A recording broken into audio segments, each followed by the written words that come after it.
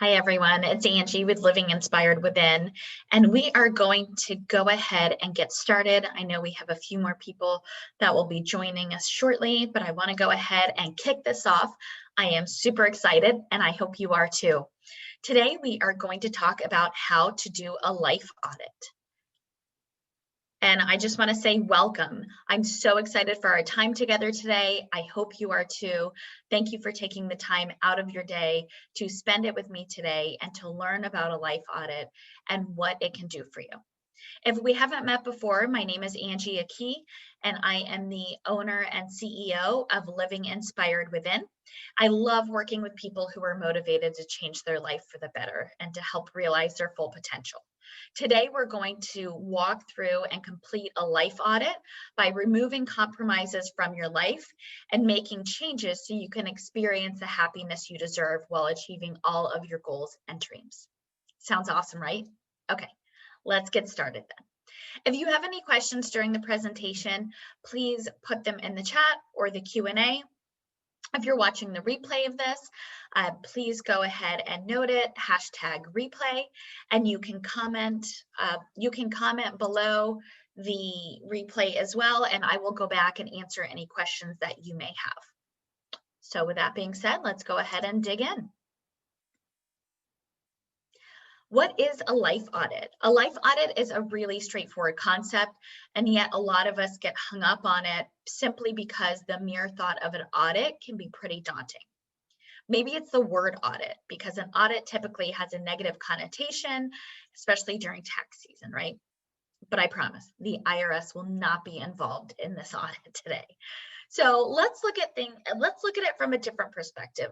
And that's usually half the battle, right? To reframe things and look at it from a different angle. Simply put, a life audit is when you take a long, detailed, and honest look, that's one of the most important parts, at various aspects of your life and various areas of your life to assess it. And then you figure out which are helping you live your life to its highest potential and which aren't. Sounds pretty simple, right? A life audit involves becoming aware of how you want your life to align with your mission. It involves assessing your current situation to see how it varies from your ideal situation. And we'll compare what you want your life to look like in the future versus what it looks like today. So this can involve some honest soul searching, digging deep, and making some difficult decisions, or digging into maybe some difficult topics depending on your situation. So it may be uncomfortable for some people, depending on where you're coming from, but just remember, all of your dreams live outside of your comfort zone. So we're going to dig in. When done correctly, honestly, and steadily, life audits can be so empowering and inspiring for you. You may notice positive changes in your life beyond just the area you're focusing on. For instance, if you're focusing on your diet and your health, you may find that your work-life or your work-life balance improves. If you're making a change in your relationships, you may find that it improves your environment surrounding you. So today we're going to discuss some of the areas in your life where you may need to make some changes to align with your goals and your mission. We'll also look at ways that you can implement changes really easily, as well as what you can look for that may signal a need or an area that may need to be addressed because it's not really jiving with your inner self. So if you've done a life audit before, or you know anyone that has, please comment below. Let us know that you've done it, and let us know what your experience has been. Okay. It looks like many of you have not done a life audit, so I'm excited to be able to share this with you. Before we walk through this, I want to highlight that doing a life audit without a clear goal or idea about how you want your life to align and what it quote unquote should look like, right, may not be effective, because you need to know where you're going. In order to do an effective life audit and maximize your chances of achieving happiness and living on purpose, you have to first have a clear idea of how you want your life to appear and what you want it to feel like after you're done with your life audit. Some people may call it a mission, a passion, or a calling. It doesn't really matter what you use to call it, but it all comes down to the sense of purpose, fulfillment, and achievement you receive from integrating and balancing your work with your personal lives and your personal goals. It might be that you see yourself cultivating or developing a healthier lifestyle, and that's awesome. But what does that entail? We have to get really specific. If you're really vague, it actually decreases your chances of achieving your goal. So it's really similar to how we set up goals typically. And to succeed, you really have to dig in deep and examine your desires and be really detailed with your plan of action. And again, this is really similar to what we're doing when we're setting up goals. We're setting up goals and we're having a very specific, detailed action plan. And that's something I've gone over in my membership and my course coming up.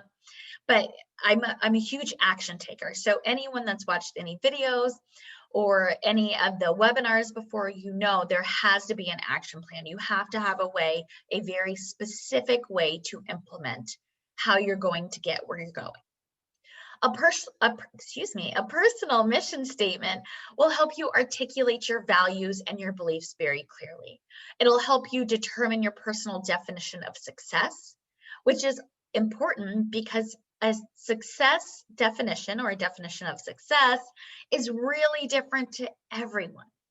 So that could mean you have a lot of free time. That could mean you can manage your family and your business.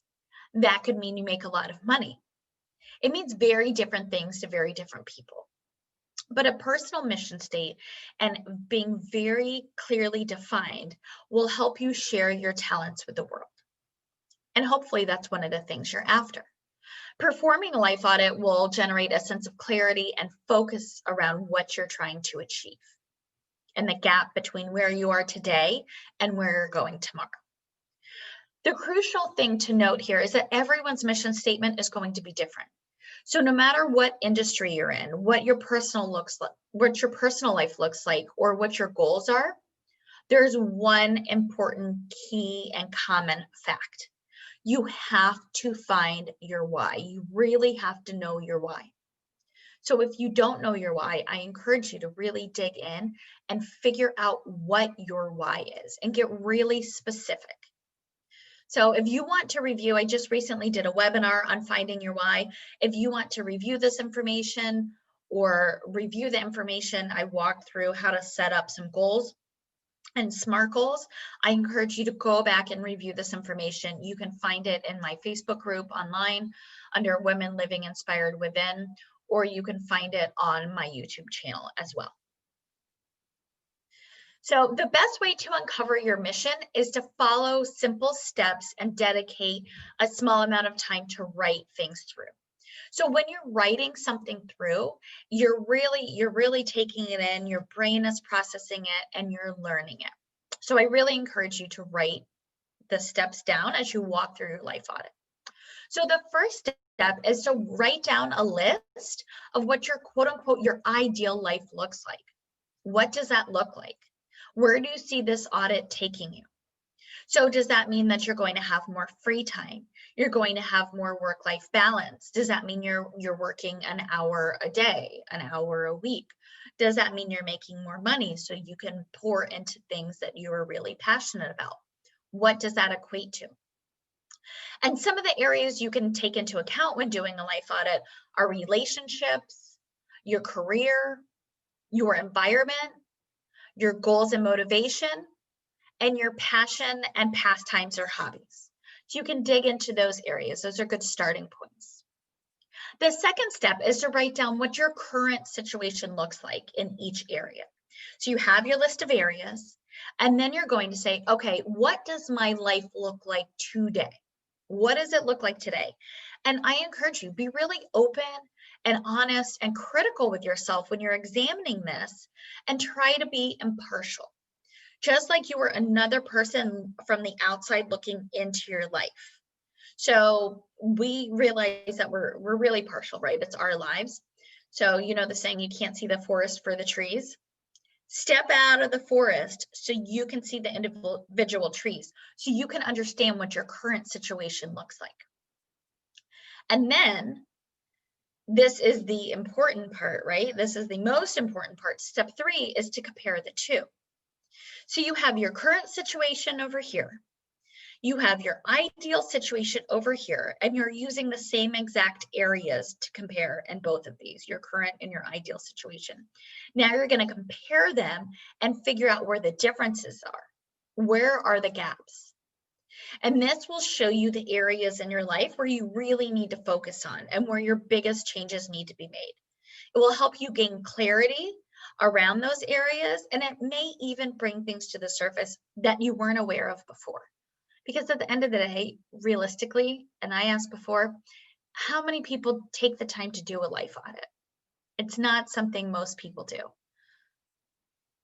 So alignment and self-awareness. You really need to clarify your personal goals and your mission statement, because I'm looking at you possess the innate power to create and manifest your dreams and desires.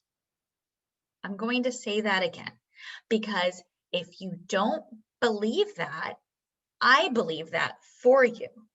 And my goal is to get you to believe that, to have you have so much confidence in yourself that you believe that. So again, I'm going to remind you, you possess the innate power to create and manifest your dreams and desires. You have the ability to create and manifest your dreams and desires. So say it out loud, write it down so you can use it as a positive affirmation, and work to believe that if you don't already. And if you're unsure what those desires are, how would you expect to achieve them, right? If you don't know what you desire, you don't know where you're going. You don't know where you're heading. You're like a ship lost at sea. So really hone in. What do you really want? Because this is, at the end of the day, this is your life. This is your one chance. You are in charge. And if you're not in charge of your life, or you feel like you're not in charge of your life, I strongly encourage you to get in charge of your life. Take charge of your life. You get one shot at this. So let's make it count.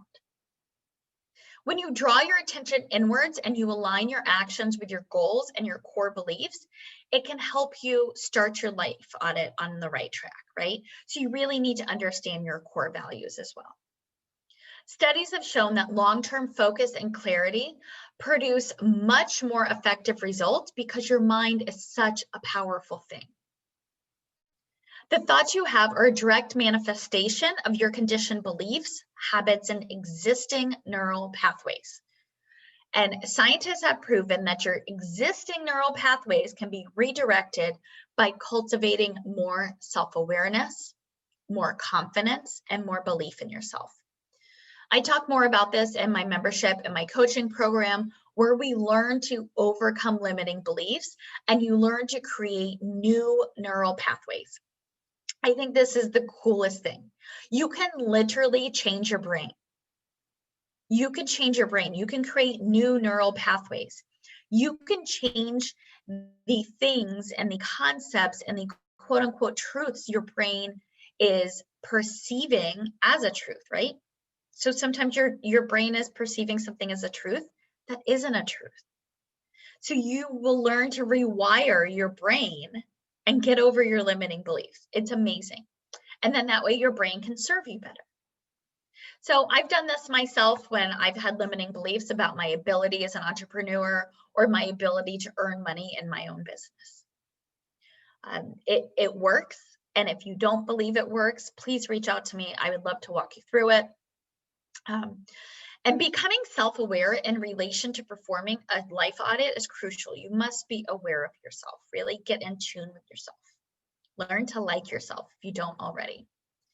Without the self-awareness required to identify issues and potential threats to your mission statement that might still be playing an active role in your life, those threats and those issues are going to stay there.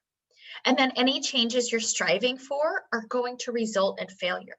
So if you don't identify those issues and threats, learn to overcome them or remove them, it's going to be nearly impossible for you to make positive changes in the changes that you're striving to make. So we need to increase self-awareness to increase our results and our outcomes. We all possess the capacity to heal and transform our lives. You possess the capacity to transform and heal your life. But the only person that can do that is you. I can't do it for you. I can provide you with the tools and assist you and coach you through it. But at the end of the day, you have to take action. You have to take the action to transform your life. Psychologists have discovered the benefits of what they call progressive mental alignment for achieving goals and making large life changes. And a life audit falls into this category. Intelligent decision-making and awareness have always been known to affect the level of satisfaction we achieve in life. The science behind PMA, or progressive mental alignment, examines the subconscious inhibitors we all possess in our brains. So we all possess these, which prevent large-scale and longer-term changes from taking permanent effect.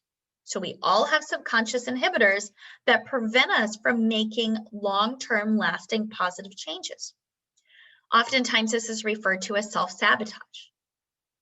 According to the PMA, recent discoveries have revealed improvement blockers, something called bad clusters. Sounds awful, right? It is awful because these bad clusters are the root cause of a negative influence of your thinking process, your beliefs, your decisions, your actions, your behaviors, and even your health. And this all leads to an inner resistance against change and improvement. So we are initially hardwired to resist change and improvement. That's our way of quote unquote protecting ourselves. That's how we're wired. So you have to learn to overcome that and change that. So if something is mentally getting in the way of achieving your goals, PMA will help you diagnose what that problem is, what that threat or what that issue is, and make the changes necessary to realign with beliefs and thought patterns that will help you alter this. Progressing in alignment with clear mental and emotional goals is so beneficial, and it's much more beneficial than moving forward blindly, simply because you feel like you should be. You can think of this in terms of life auditing and use it as you go forward. So let's talk about core values. Excuse me for a moment. Okay, we're going to talk about core values next. Before you make any big life decision or change, your core values have to be clarified. You have to know what you stand for. What are your core values? So you have to define them.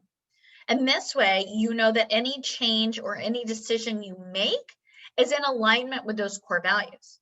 Because when you are in alignment with your core values, you increase and maximize your success. Your core values are the fundamental beliefs by which you live your life. My core values are the fundamental beliefs for which I live my life by. They dictate our behaviors, our decisions, our actions, and either consciously or unconsciously or subconsciously, they are in essence our understanding of the difference between what is right and what is wrong. In order to audit your life and move towards a more positive place and have more fulfillment and enjoy more authenticity, it's really important to identify your core values. And that goes into self-awareness, right? Who are you really? What do you stand for? No positive change is going to be lasting if it doesn't align with your core values. If you need a starting point, you can think of 3 people that have influenced the way you see the world. It can help you identify some of your core values. So some of these examples may be, maybe your mom focused on a career and also relationships, whether familial or otherwise, right? So maybe that's what she focused on. And so maybe that is something that you were raised with, right? Focus on career, focus on family, focus on relationships. Maybe someone in your family really has focused, or someone that helped shape your life and the way you see your life really helped you have a good understanding and focus on volunteering and philanthropy. So maybe that's one of your core values, and that's how you see the world. You're going out to try to serve others, right? And try to extend a helping hand. Maybe that's one of your core values. Maybe your father focused on creativity and the freedom of lifestyle. So maybe that's one of your core values. When you don't honor your core values, you get uncomfortable, either mentally, physically, emotionally, or spiritually. So sometimes this can be obvious. For instance, if you know a friend is being cheated on by their partner or spouse, whatever it is, boyfriend, girlfriend, whatnot, this is clearly going to make you uncomfortable because it's an act that most of us, right, hopefully all of us, perceive as negative and might suggest that honesty and integrity are important to you and part of your core values. Sometimes it's not really obvious. So maybe you feel uncomfortable about someone's actions and it's really difficult for you to justify or explain why. You just get an uncomfortable feeling. So if you feel maybe someone has reached out, and I know this happens a lot on social media, so I'll use this as an excuse. Maybe you're in a group and you're commenting or whatnot, and someone pops into your DM and barely says hello, and they're trying to sell you something, their product or service, right? There's nothing technically wrong with this, right? They're not doing anything quote unquote wrong, but maybe it feels ingenuine to you and it makes you feel uncomfortable. So this may suggest that being candid and open, those may be important or core values to you. Or maybe there's an unconscious habit that you've picked up that isn't really serving you well, and it doesn't make you feel well. Maybe you're eating too much fast food because you're on the go all the time. This may make you uncomfortable because potentially health and fitness is really important to you and one of your core values. So sometimes it's obvious, sometimes it's not. But some examples of your core values, I wanted to provide some examples. And if you want additional examples, please let me know. I have a list that I can provide you with to help get your brain flowing and your juices flowing. I have a few examples here, but if you need more, absolutely reach out. I will be happy to provide that to you. So some examples of core values: health and well-being. When your health and well-being is at the core of your personal values, you're more likely to make healthier decisions. What you're eating, what you're drinking, your exercise regimen, your downtime, your physical and mental health, how much you're sleeping at night, right? What type of rest you're getting. Maybe your core values are in family and relationships. So people that value family over other aspects of their lives typically thrive best in a positive home environment and make decisions based on how they view their family and how their personal life will be impacted. I'm one of these, right? Both health and well-being are core values for me, and family and relationships. And that's a lot of the ways I make decisions. How is it going to affect me? How is it going to affect my family? Creativity. If you're a creative person, then your art is maybe important and it is part of your core values, whatever that creativity looks like. And it's important in your day-to-day life. So cultivating creativity and finding new ways to express yourself, those could rank high on your agenda and be part of your core values. Teamwork. If you're looking at a team or a business environment, having a core value that places teamwork as important, even above the aspects of your work environment, mean that you are choosing to conduct your business, and that will revolve around people and a team you surround yourself with, and that's important. And that's one of mine as well. It's more collaboration than teamwork. And so I live in a world of abundance. Abundance is one of my core values. So I firmly believe in teamwork and collaboration. And I think it's super fun, and it's the way I like to run my business. So the next step is to write down your core values. No one else can answer this for you except for you. So write down your core values. What's important to you? Don't compare it to anyone else. You have to really look at yourself, spend time with yourself. I encourage you to journal and figure out what your core values are. And again, if you want that list to have some more ideas and review those, absolutely reach out. I will be happy to provide those. So looking at your needs versus your wants. This is a commonly encountered theme, which a lot of people struggle to identify honestly. However, it's not difficult in our house because it's something our 7-year-old is learning at school, and he really loves to help us sort it out. For instance, No, mommy, you don't need a cup of coffee. You want one. You see how that could get tricky for an adult or a mom if you're a mom? I feel like I need that cup of coffee. But technically, it is a want. And he's right. So you have to identify your needs versus your wants. And some of the questions you can ask yourself to walk through this exercise is, what do I need to be happy? So this will help you align closer to your core values, what you truly need to be happy. And then what do you think you need to be happy? So these are usually things that are wants described as needs. So what do you truly need? Maybe you need shelter, you need food, you need your family around you, whatever it is. But then what do you think you need? Maybe that's money. So that may, right? That's up for debate, right? But what do you think you need? And is it really a need or is it a want? And are there things that you want that can be done without? And if so, what are those things? So you want to make a list, right? What do you need to be happy? What do you think you need to be happy? Those are typically your wants. Are there things you want that you can do without? And then what are those things? So 4 things. Be honest and open with yourself. Like everything we've been talking about, this doesn't work. A life audit's not going to work if you're not honest with yourself. There are some correlations between needs, true needs, and core values. And the main way to distinguish between the two is that needs are generally more temporary and fleeting than values. So your day-to-day needs may fluctuate based on your daily basis, right?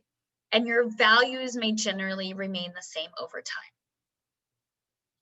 So you may, one of your core values may be relationships and spending time with your family. But maybe right now you need to work 60 hours a week because you're launching something or you're working on a project. So needs are temporary and core values are more permanent. Relationships commonly occur on people's lists of core values, right? They're on mine, they're likely on yours. And so they need to be reevaluated during a life audit. I know this can be challenging. This can kind of be a touchy subject depending on where you're coming from. But no matter what role that person plays in your life, whether it's big or small, it's really important to take the time to consider the quality of that relationship when you're making changes, right? So we're looking at quality. The nature of relationships can mean sometimes the conversations around a life audit or any changes that you need to make to progress forward to get from your current to your ideal. Sometimes those conversations and relationships can be really awkward and they can even cause some pain to surface, especially if you're talking about a relationship with a partner or a spouse or a significant other, and you're looking to make all of these specific changes. It can get awkward, right? Especially if they don't have the same belief in you or see the same things that you do.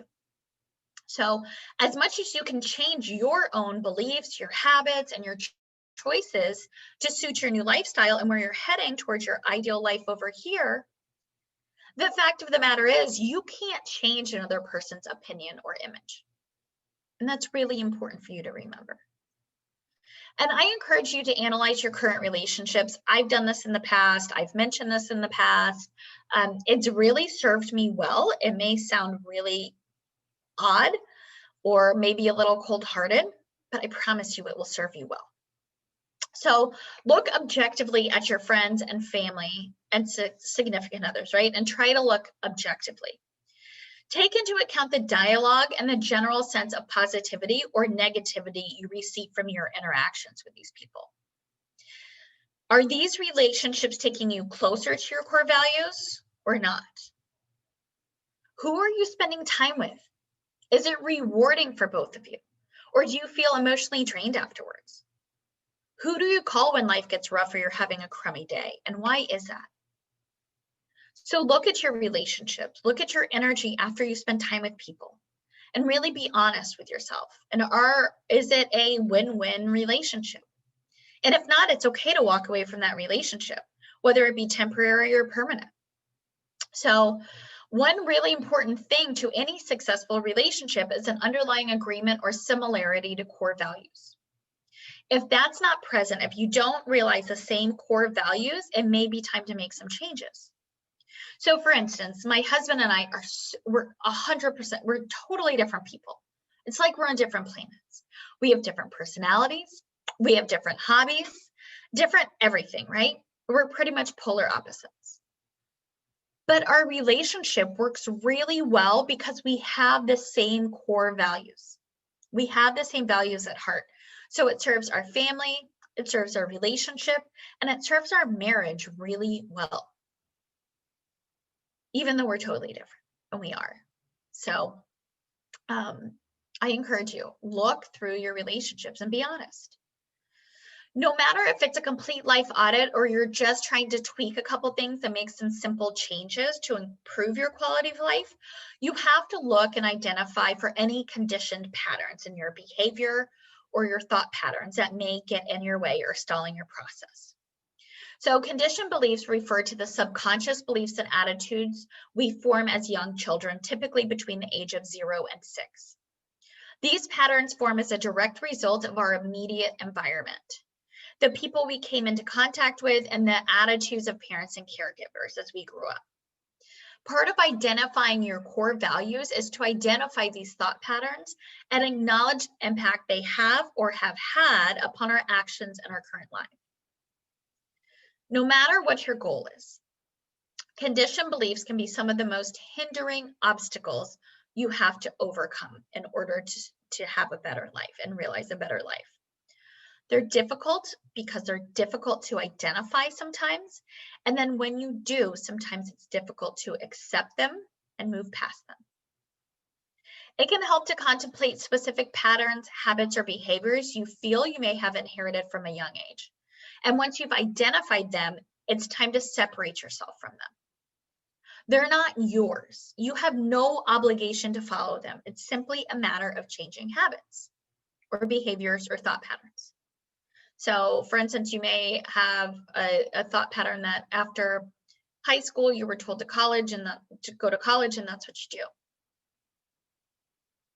Or, maybe every summer you take time and you go on vacation and that's what you do, right?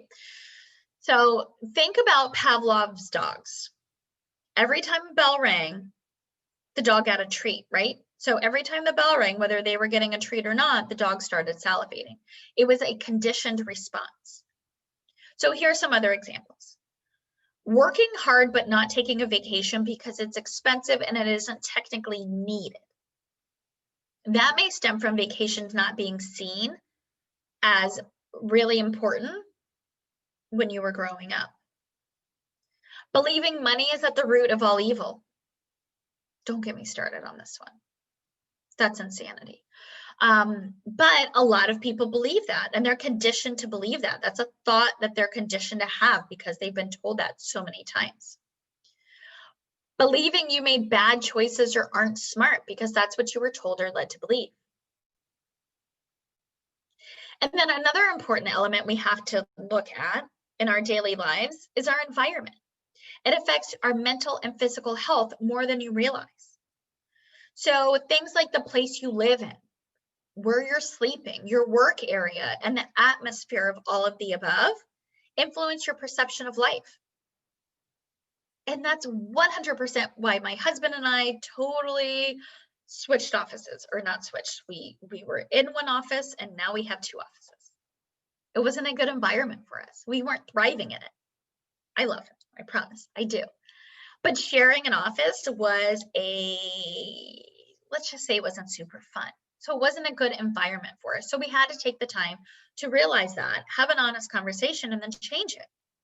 So think about these different elements in your current environment and how they may be impacting some of the issues that you've determined you want to change. So ask yourself some of these questions. Is your house cluttered? Scientifically, there is scientific proof. If your house is cluttered and messy, it affects our happiness, our clarity, and our anxiety levels. So make it a habit to clean up or get some organization. Go to the Container Store. Do what you need to do to declutter your home if it's clutter. Is your house bright or dark? Is it large or small? These factors really play into our mental state as well. Is it dark? Maybe get some lamps, some awesome lamps you love. I love a lamp. Get those out there. And because the way that you see your home is a really important way and contributor of how you see life. If you're aware something in your environment needs changing, it's worth taking the time to do it. That may mean you have to invest more money, more energy, time, or effort to make that change, but it's important to do it.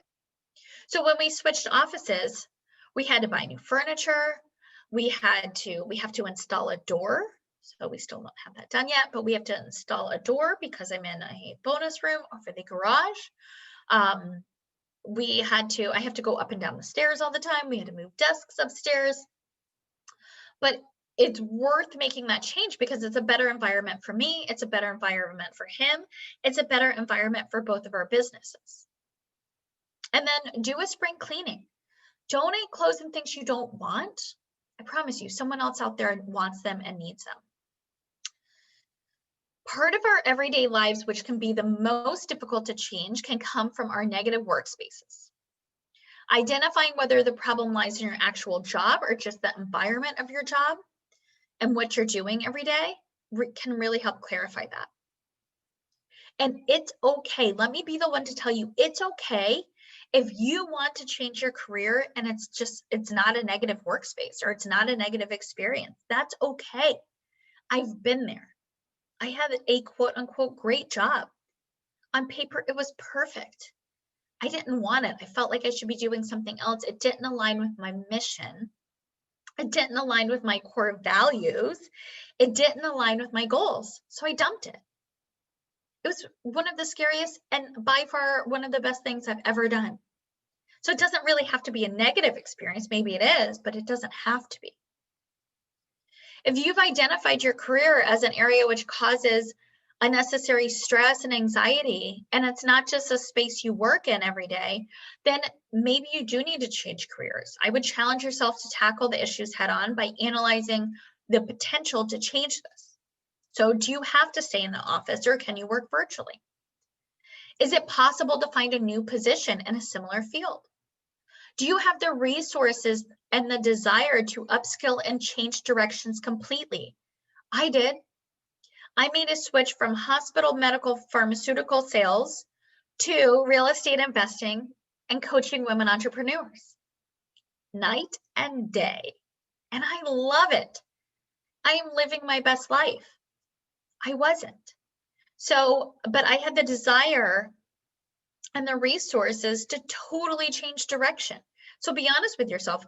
Do you have those resources and do you have the desire? Because you may have to learn a whole new industry or profession. And that's okay. As long as you have the desire and you want to do it, rock on.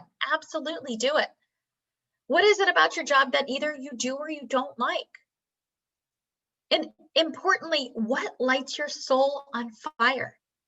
If you don't wake up jazzed to go to work every day, why? Ask yourself why and what can you do to change that? Remember, career changes do not mean you failed. I promise you that.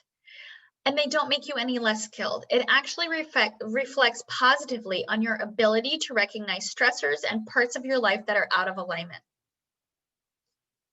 That's what I did. It wasn't in alignment with my core values. So when you do this and when you make your change, it strengthens your value as an employee or as an entrepreneur, if that's the rate you want to go, because you're more likely to perform well at a job or business you're passionate about. I am performing much better because I am passionate about my businesses. It's normal to have doubts if you're uprooting everything that you've worked hard for, right? You're uprooting everything you've worked for a really long time for and considering a career change. I get it. I was super scared. But it was the best leap of faith that I've ever taken in my life. And I went all in on me. I bet on myself and took a leap of faith, and it's paid off tenfold. So if you want to talk about this more, please feel free to reach out to me. I would love to chat with you. Ask yourself questions like we're going to walk through to figure out if you're uncertain, you don't know if you want to do a career change or not. Here are some questions you can ask yourself to determine whether it's your environment or your actual job. Does your current job align with your core values and allow you to feel a true sense of fulfillment? Does your current workspace cause you stress and anxiety just by thinking about it? How can you make changes to your workspace? Are you using your passions and hobbies in your work? And if not, could you orchestrate a way to integrate them into your work life? Career changes are one of the life shifts which typically aren't as straightforward as others, right? Because they're huge. It's a huge life change. So it really helps to consider the bigger picture and plan ahead. I encourage you to plan ahead. Have a plan. Always have an action plan, but especially when you're looking at a career change. And if it feels overwhelming, search for courses or paths of generating income that align with your core values and your passions. Start a side hustle. Get a mentor. Invest in education. I did all of these things before I took that final leap, and they prepared me and they helped me land on my feet because I was educated. I had a side hustle business already going. I had a mentor. So I set myself up for success. I didn't just take a blind leap of faith. One really important thing to note is don't close yourself off to possibilities. I never thought I would be running multiple businesses and serving other people through my business. If I can do it, so can you. But only if you want to. You're the only person that can make that decision. You're the only person that can make those choices. And you're the only person that can describe what your dream looks like. It's really important when performing a life audit that you prioritize your physical and mental health. Any life changes and experiences will seem less vibrant than they could have if you're not experiencing them with the positive mental and physical health in place. So consider this.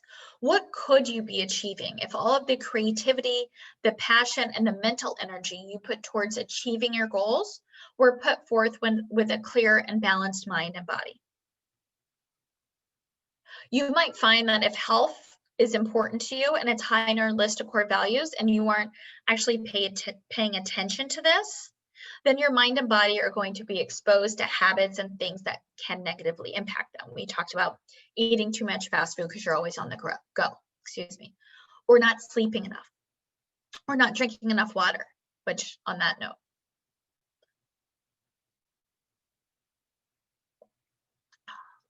So make sure you're doing all of these things. Deciding on a course of action to rectify this is going to be really important if you've fallen off the wagon. Do you need to drink more water? Do you need to exercise more? Do you need to eat better? Do you need to sleep more? What is it? And then put a practice or a habit in place so that you can achieve those goals. And the good news is that almost all life audits involve improving some areas of your health and well-being that are currently being ignored or not tended to as they should. So as you're going through the typical areas of your life audit, you want to ask yourself how each one makes you feel and how it impacts your physical and your mental health. And this should be a really big factor as to how you're making your decisions. Okay, now we're going to talk about meditation. Meditation is not new. And if anyone's joined me for any of my videos on YouTube or my webinars, it comes up. It comes up a lot and almost every time. And there's a really good reason for that. The fascinating thing about meditation is it is literally centuries old. It helps silence the mind and tune into emotions and the present moment, right? So it helps still your mind and help you focus on the present moment. Be where your feet are. Be present. Sometimes meditation can help us realize, oh, by the way, we need a life audit because something is off. Sometimes you may begin meditation because you're trying to make some changes as a result or outcome of your life audit. And oftentimes, many of us, and this is 100% me, we begin meditating with the intent of solving mental chatter that writing lists and planning doesn't stop. So if your mind's constantly going, and you always have lists and there's all these things and you got to write things down, and oh my gosh, just still your mind and meditate. I encourage you to do that. It has served me really, really well. And it doesn't have to be an hour. It can be a 5-minute thing, a 10-minute thing, depending on your day or your routine. But if you haven't tried meditating, please try it, check it out. Let me know what you think. A life audit is designed to increase your overall sense of self-awareness, happiness, and well-being. Meditation fits really nicely into this. So here are the benefits of meditating from a recent study that I found online when I was preparing this presentation. When compared to a control group, results showed that a meditation practice, produced results over time and daily experiences of positive emotions. So you're going to feel more positive. That in turn produced increases in a wide range of personal resources. So that increased mindfulness, it increased a purpose in life, social support, and it decreased illness symptoms. I don't know about you, but all of those things sound amazing to me. So if you haven't jumped on the meditation bandwagon, I encourage you to do so. And in turn, these increments in these personal resources predicted increased life satisfaction. So you're going to be more satisfied with your life and your situation. Yay! Again, what we're striving for, right? And reduced depressive symptoms. So you're going to have a reduction in potential depression. Amazing, right? All by meditating 5 or 10 minutes a day. Give it a whirl. So let me know in the comments below if you've tried it. If you have, hashtag meditation. Let me know you've tried it. I would love to hear. All right, so for most of us, a lot of our life audit is going to revolve around increasing our fitness or optimizing our health one way or another. This is something I've been really focused on, and it's really paid off so well for a couple of years. I've implemented a very specific morning routine, an exercise regimen, and then this year I am trying intermittent fasting, which has been amazing, totally to my surprise. I thought it was going to be awful, but it's been amazing. So figure out where you want to go with this. What can you add to your health and your physical and your fitness routine, and focus on changing something there, because it really will have positive impacts in so many areas of your life. So you have to know that very little won't be affected by improving your fitness and your health. So here's how you can make it work in your life. Make fitness a priority, but you have to really be flexible. So you may be really, really focused for a month and then fall off the wagon. It's okay, it's normal. Maybe you need to switch up your routine to keep it interesting. I definitely do. I get bored if I do the same thing over and over again. So I was running and cycling primarily, and then I got bored with that, and then COVID. So then I was doing Beachbody on demand, and then I did that for a lot incessantly, and I got bored with that. So now I have a really good balance of, I gave up running because my knees hurt, but walking and cycling and doing yoga and doing high intensity workouts online. So you have to switch it up, be flexible, and keep it interesting. So like everything that we do, set small and achievable goals, right? So have an action plan and implement it. Use accountability.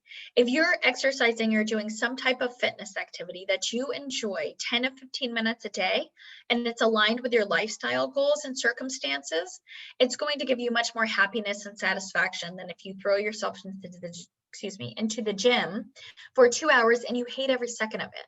So find what works best for you. I used to do long workouts, and then I was kind of dreading it. I was like, this is tough. So now I do short 30-minute workouts, and I do them more frequently. It works way better for my life and my schedule.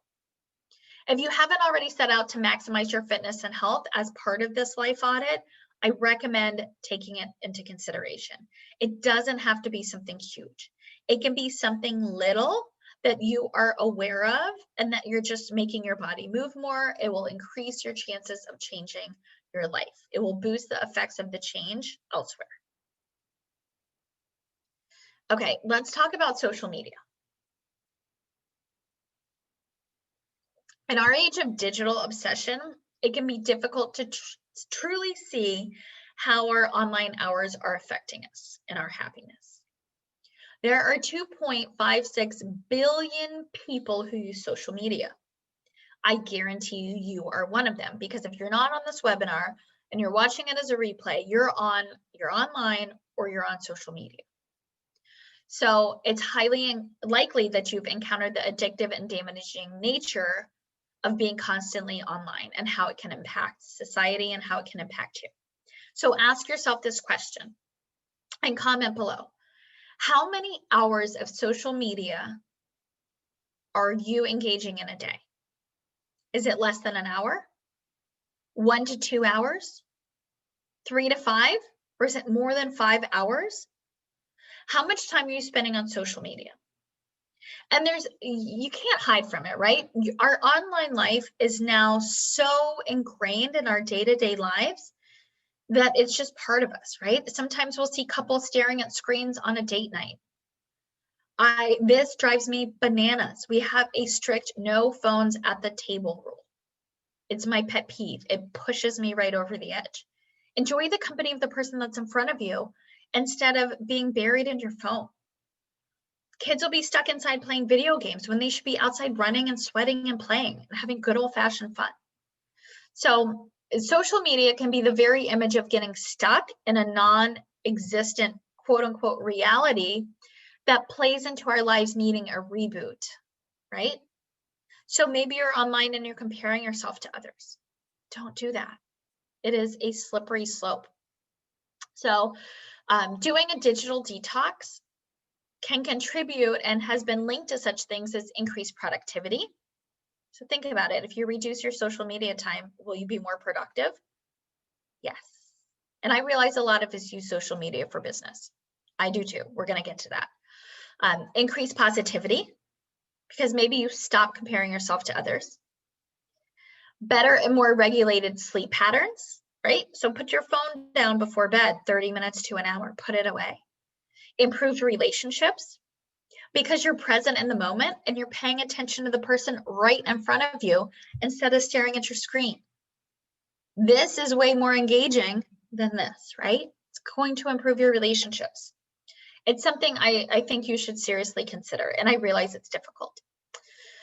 There are a lot of ways you can do a digital detox, and I know, like I said, a lot of us use social media for business. I do too. But if you're working online, you can use social media as part of your business or marketing strategies. And you can set some boundaries, right? So social media is really beneficial. I don't want hate mail, right? It's super beneficial if you're using it in the right way. But you have to set boundaries and you have to assess when, why, and how you're using social media. So set up boundaries. When, why, and how are you using social media? Do you check your phone first thing in the morning?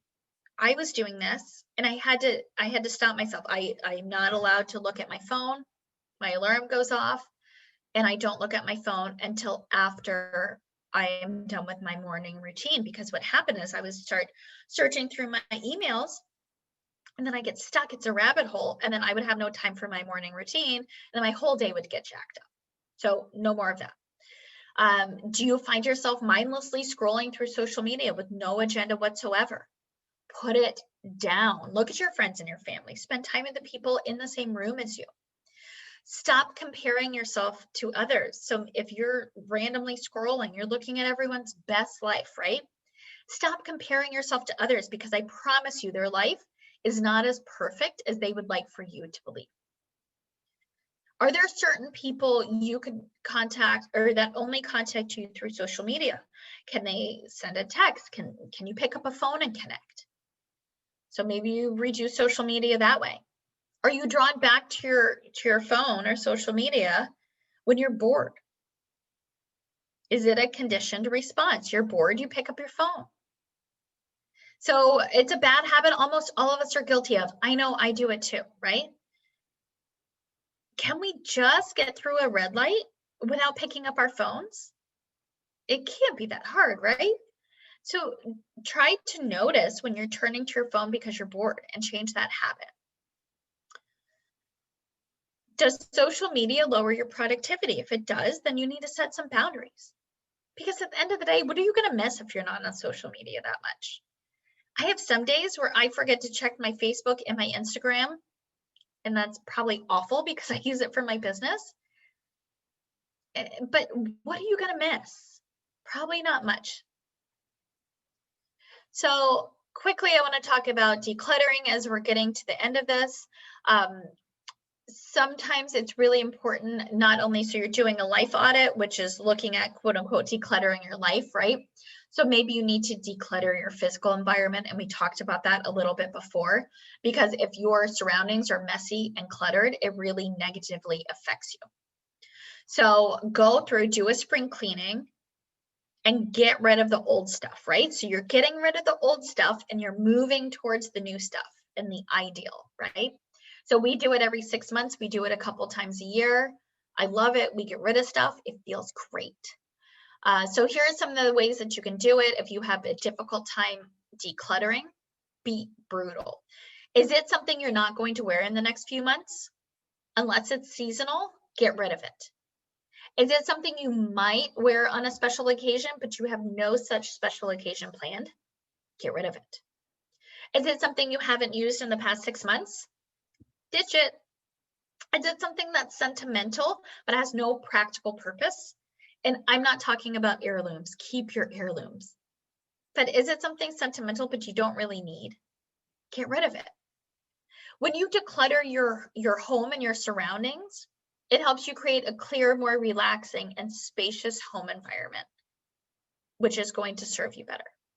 So once you've established a firm understanding of your core values, what needs to be changed in your life to get you from your current to your ideal life, and you face some of the underlying root causes and existing problems, now you have to make an action plan. And if you know me, you know I am absolutely passionate about action plans. Take massive action. So please comment below if you're with me. Hashtag take massive action. Otherwise, this whole webinar that you're on is just a waste of your time. And I know that sounds harsh, but we promised to be honest in the beginning, right? So don't let this be a waste of your time. You have to take action on this information. Action plans should be tailored to suit you in a lot of different ways. I recommend keeping it really simple. So keep it realistic, honest, and simple. So you've already written down how you see your ideal life playing out, and now you have to put that plan into action. So break down your goals. You're going to break down your goals. You're going to have work goals, for instance, negotiate a promotion. You're going to have your relationship goals, like spend more time with your parents or friends, right? And you're going to have your health goals. Maybe it's spend 20 minutes a day being active 3 times a week, right? So then you're going to use what you've identified as your core values, beliefs, and existing resources and overall goals to determine a clear course of action. So I recommend oops, sorry. I didn't mean to do that. I apologize. I recommend the start, stop, more of, and less of formula. So again, that's start, stop, more of, and less than formula. It's super simple. It would go something like this. Stop procrastinating and overanalyzing situations. So that's your stop. Start exercising every day for 20 minutes. That's your start. Make more time for loved ones. That's your more. Spend less time eating out. That's your less. Stop, start, more, less formula. It's simple, structured, and to the point. It's super easy to follow. And it doesn't quite get to the root of the issues, but that's why it's done after you walk through your core values, right? And your underlying truths. It comes down to the simple task of making small changes each and every day and aligning your decisions to meet your mission. Small changes every day and align your decisions to meet your mission. You want something you can refer back to quickly and daily, and or you can memorize it so it's top of mind. I don't make this stuff up. A lot of work, research goes in, and time goes into these webinars for you. If you'd like a list of the resources I used, absolutely, please let me know. I'd be happy to provide them. And there are so many ways you can start on the path of auditing your life. It's at the end of the day, it's a very personal path and journey that only you can clearly define. What works for one person isn't going to work for the other person. What works for me may not work for you. So it's important to remain self-aware and to be able to honestly identify issues when they come up. Here are some final tips for you. Be consistent. If you plan on achieving change, you have to consistently follow through on those plans. That means not skipping over elements of your action plan or half-heartedly walking through a life audit. Be honest. This follows what we set up in the beginning. Be honest and open with yourself about what it is you want to achieve and where you are today, as well as the resources you have available to you and the belief and drive you have, because you're going to need it to get where you're going, right? Don't lose heart. If something goes wrong, it's going to go wrong, right? It's not going to be smooth sailing. Maybe it will be. Good for you if it is. For me, it hasn't been smooth sailing. So it's vital that you don't give up hope. Keep pushing forward. Use that setback to learn from it and propel forward. Fail forward. You have goals that you should know you are capable of achieving. Fail forward. Be self-aware and self-motivating. Notice when you begin to fall off the wagon and you start losing steam. Motivate yourself to get back out there and push forward, push towards your goal, push towards your ideal life. All right. That's almost it from me today. I know this one has been a long one. I don't know how to shorten it because it's a life audit, but it's really just the start of something really great for you, getting from your current life to your ideal situation. And I am so excited for you. So make sure you commit time to go back over the topics we discussed today and walk through and write down your responses. Answer the questions relating to your life and the elements you wish to change, and really dig deep into this. Thank you, thank you, thank you for spending time with me today. I hope this information was valuable. If you're looking for more support in your journey, please check out my new membership program at livinginspiredwithin.com. livinginspiredwithin.com. I've extended the membership program for $1 for the first month, and it's only $37 a month after that. You can try it out. There's no obligation. If it doesn't work for you, that's okay. You can cancel anytime. If it does, you can walk through 12 months and get to where you're going with me. I would love to be there. There are live coaching calls, so you can hop on. If you'd like to hear more about it, let me know, and I'd be happy to hop on a call with you. If you want to fast track your personal development and get where you're going even faster than that, stay tuned for my 6-week program that will be coming out in the next couple months. Next couple weeks. It's January already. Next couple weeks. If you're interested in being one of the first people to hear about that, I would love to share the information with you before it gets officially released. Just comment 6 below. You can do #6 or just the number 6 below, and I will make sure you get that information before it gets rolled out. So again, thank you for your time. I hope to see you all in our Facebook group, Living Inspired Within. Have a great day. I'll see you on the next one. Take care.